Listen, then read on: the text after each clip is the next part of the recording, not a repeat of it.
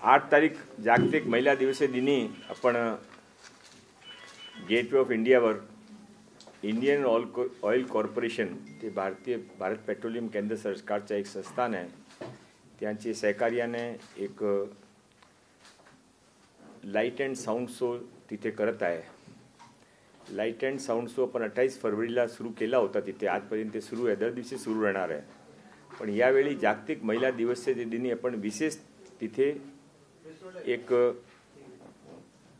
महिला स्पेशल असं आपण म्हणू शकता। त्यामध्ये आपण महाराष्ट्रामध्ये जे महिलांचे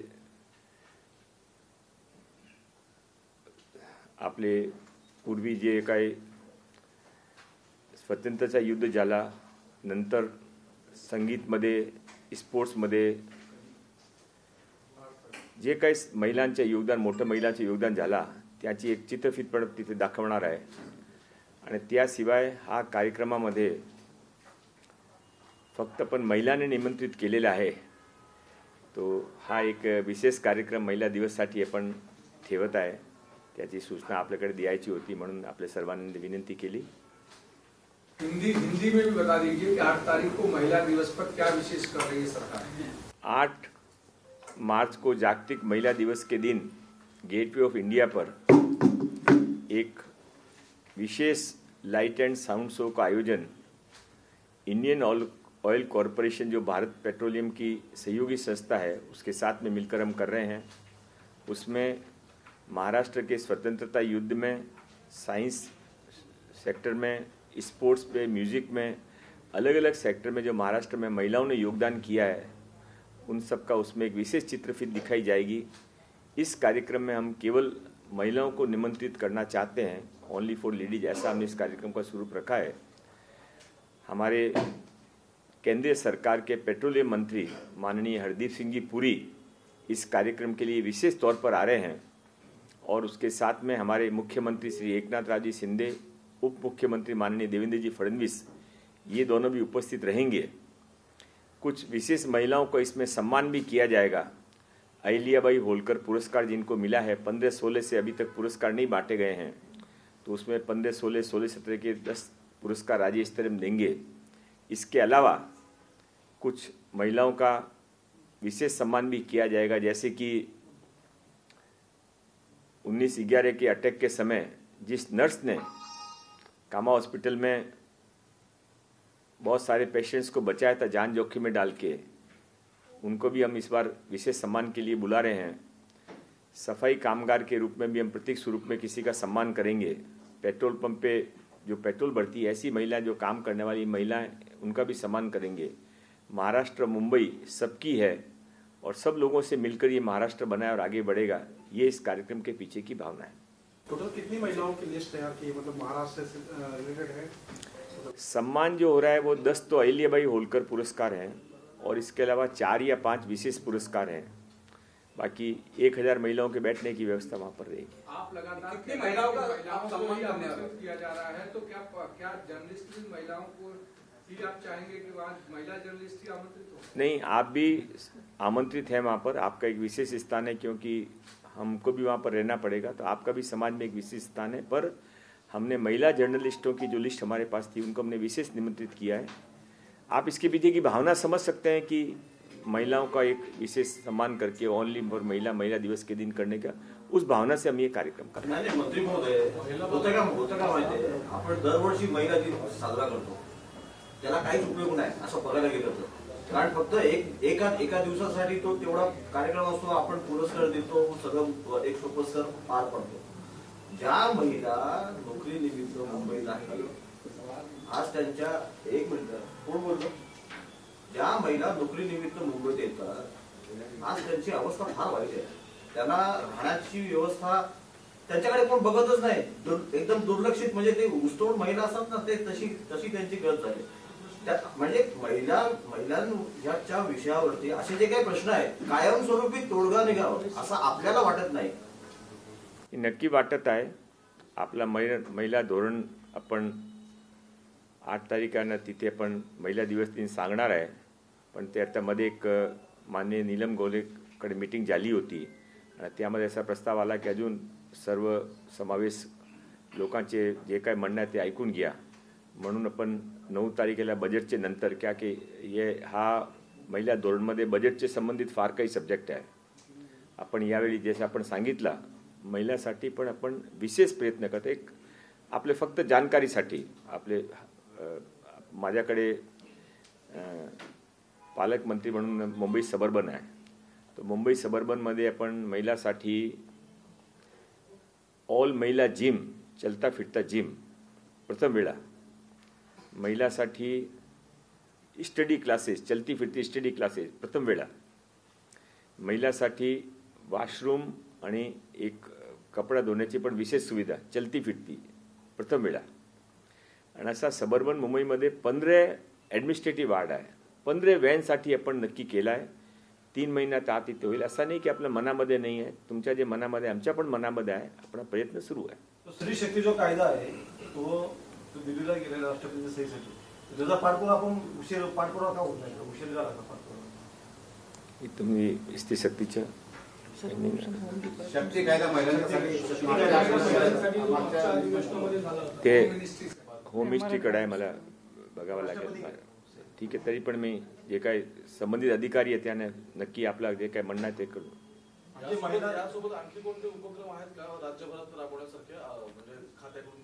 आपण ते महिला धोरणमध्ये फार काही उपक्रम आणत आहे. पण फक्त माझी अशी अडचण आहे की आपण 9 तारखेला बजेट आहे म्हणून आपण आज मी सांगू शकत नाही. पण ते आपले एक वेळा आला ते 9 तारखेला ऑनलाईन येईल.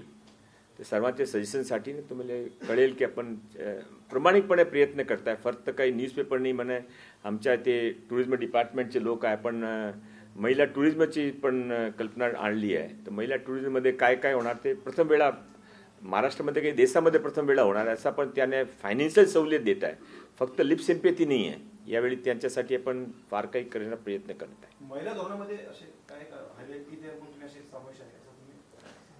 पेपर 12 वाजता पेपर एक्झामिनेशन सुरू होतील, 11:15 वाजता कोणी पेपर आउट करू शकत नाही अशी माझी स्थिती आहे. आप जो बता रहे हैं हिंदी में बताइए कि महिलाओं के लिए चलता फिरता टॉयलेट, चलता फिरता जिम, ये किस तरीके का कॉन्सेप्ट है और सरकार कैसे ला रही है? 4 चलते फिरते इंस्टीट्यूट अपन ने समझिए उनको वैन्स अपन ने बनाई हैं 4. एक चलता फिरता जिम महिलाओं के लिए, वो 15 वार्डों में हर जो 4 चीज़ें बता रहा हूँ चारों सबर्बन के 15 वार्डों में अपन एक्सपेरिमेंटल के रूप में शुरू करें. 15 एडमिनिस्ट्रेटिव वार्ड चलता फिरता जिम. सेकंड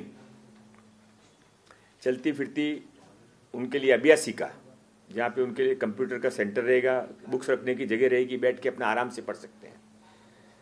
चलता फिरता वॉशरूम, उसमें उनके लिए कपड़े धोने के लिए भी जगह रहेगी, स्नान के लिए भी जगह रहेगी. अपने को मालूम है कि मुंबई के अंदर सब जगह ऐसी स्थिति नहीं है कि कपड़ा आराम से धो सकें. उसमें जैसे कि कपड़ा धोने की 6 मशीनें रहेंगी हर जगह, और उसमें आप अपने घर से कपड़े बाल्टी भर के कपड़े लाइए, उसमें डालिए, साबुन भी आपका रहेगा, और उसका मिनिमम पैसे जो चलाने का पैसा होता है उसके अंदर कपड़ा धो के आपको ड्राई करके मिलेगा.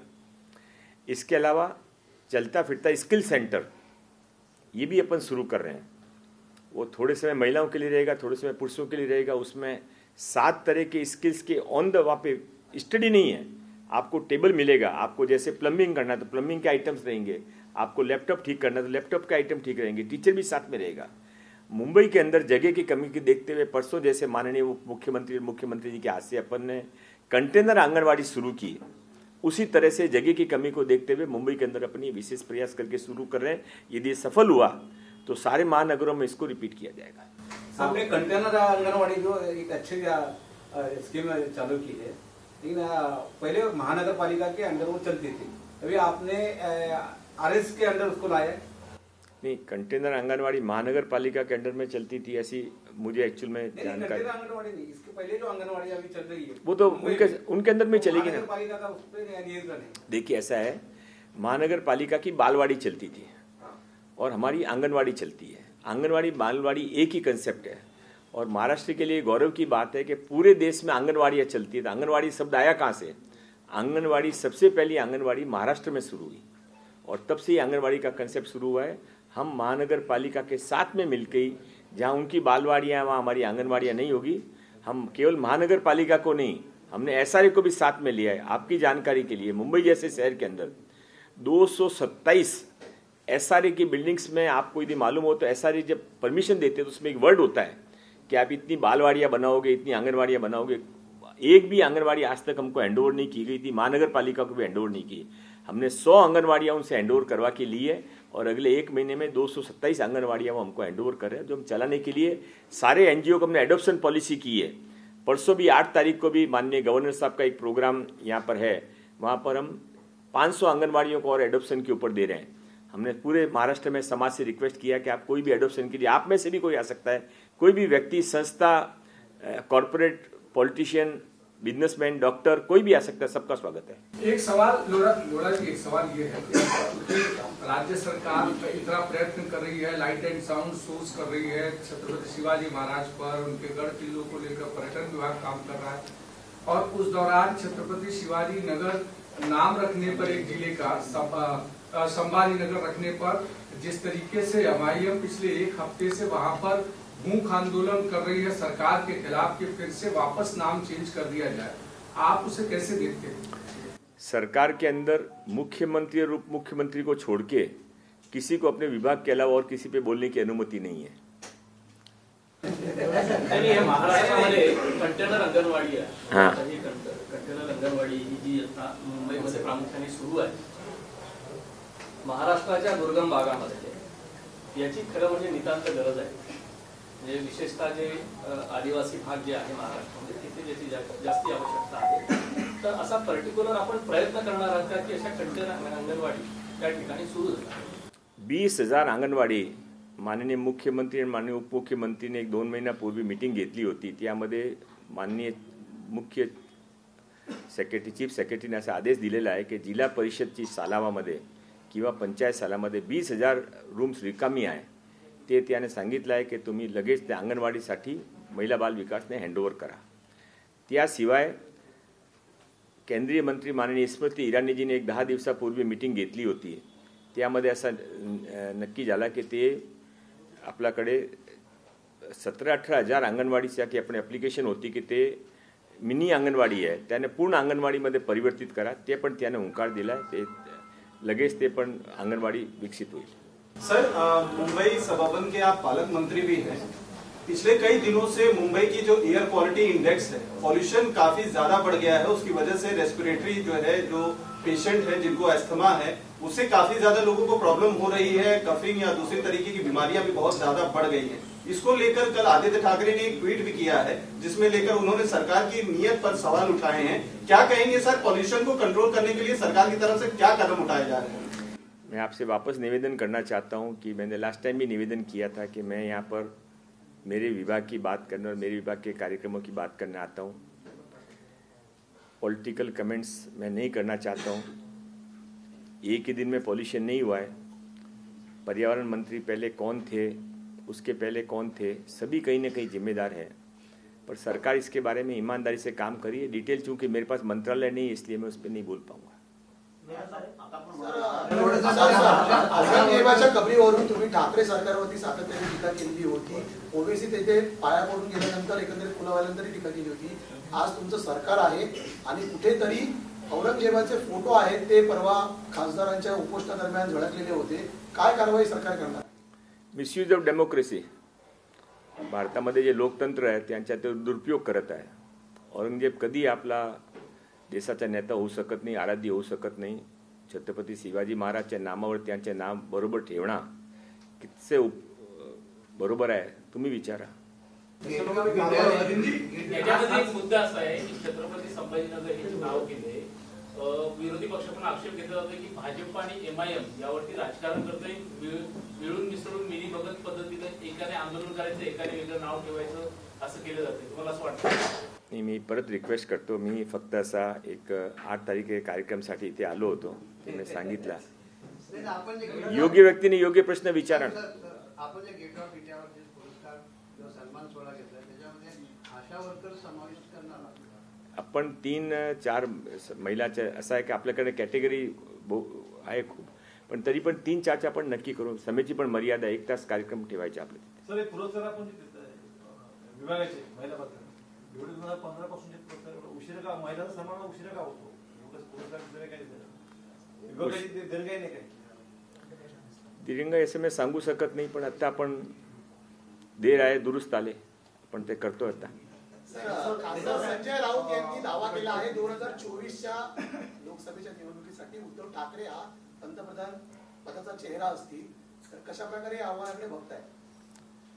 परत निवेदन करतो, आमच्याकडे प्रवक्ताची फार मोठी लिस्ट आहे, ते सर्व कॅपेबल आहे, ते आपला आन्सर देतील. संबंधित प्रश्न अंगणवाडी सेविकांचा ते विचारा. तो आता तुम्ही तात्पुरता त्याच्यावरती तोडगा निघालाय, पण अंगणवाडी सेविकांना जे स्किल आणि ट्रेनिंग देणार होतं त्याबद्दल नक्की आता अपडेट काय खात्यात? मी तुम्हाला माहिती आहे की आपण अंगणवाडी सेविकासाठी फार काही यावेळी माननीय मुख्यमंत्री आणि उपमुख्यमंत्रीने केलं आहे.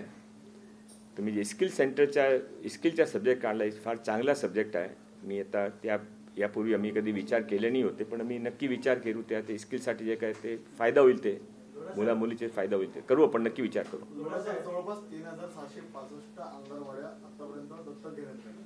काही NGO असतील, काही कंपन्या असतील, आणि कंटेनर अंगणवाडी ही कन्सेप्ट आहे, त्याचं कौतुक सगळीकडे केलं जातं. मात्र असा अनेक वेळा आदिवासी बहुल भाग आहे, गडचिरोली सारखा भाग आहे, गडचिरोलीला पण आपण 9 अंगणवाड्या दिल्या. अशा या भागामध्ये कंटेनर अंगणवाडीची संख्या वाढवण्यात येणार आहे. असं आहे की आपण एक प्रायोगिक तत्वावर मुंबईमध्ये सुरू करत आहे. त्यामध्ये जे काल आपल्या मनामध्ये पडला की त्यांचे सिक्युरिटीचे प्रश्न, एक वेळा ते 200 अंगणवाडी सक्सेस झाली, नंतर पण जाऊ काय की ते पूर्वी अंगणवाडी बिल्डिंगमध्ये किंवा चालीमध्ये व्हायची, ते लोक तिथे यायचे जायचे. आता कंटेनर अंगणवाडी कुठे ठेवायची, एक्सक्लुझिव्ह बिल्डिंग होईल, ते सेपरेट होईल. ते सिक्युरिटीचं आपले विशेष काही करावं लागेल. आपण तिथे वॉचमॅन ठेवला, काय करायचं काय, म्हणून ते आपण हळूहळू ते आपण सुरू केलं आहे. एक वेळा त्यामध्ये काय काय आपले प्रॉब्लेम आहे ते प्रॉब्लेम फेस करून पण पुढे जाऊ. ते आदिवासी इलाक्यामध्ये पण आपण जमेल तर करू. पूर्वी मुंबईमध्ये कामगार वर्ग असताना पूर्वी मुंबईमध्ये प्रत्येक हाऊसिंग बोर्डची कॉलनी असो किंवा प्रत्येक झोपडपट्टी असो, ते एक तरी अंगणवाडीसाठी एक तरी रूम असायचा किंवा अशा एखादी चाळ तरी असायची. आज असं झालंय त्या अंगणवाड्या बंद पडल्या आहेत. शासनाची जागा आहे, मोस्टली त्या जागा सगळ्या एक्वायर्ड झाल्या, म्हणजे सगळ्या इन्क्रोच झाल्या, पण शासनाचं लक्षच नाही त्या अशाकडे. आपला म्हणणं, आपला जे काही मनामध्ये वेदना आहे, मी आपल्या मनामध्ये जे वेदना आहे त्याच्या मी नक्की एक्नॉलेज करतो. मी पूर्वी पण सांगितलं की SRA कडे आपण कोणाही नाही घेतलं, आपण 227 अंगणवाडीच्या आपण घेतली आहे. हाउसिंग बोर्ड का तरी पण घेतो.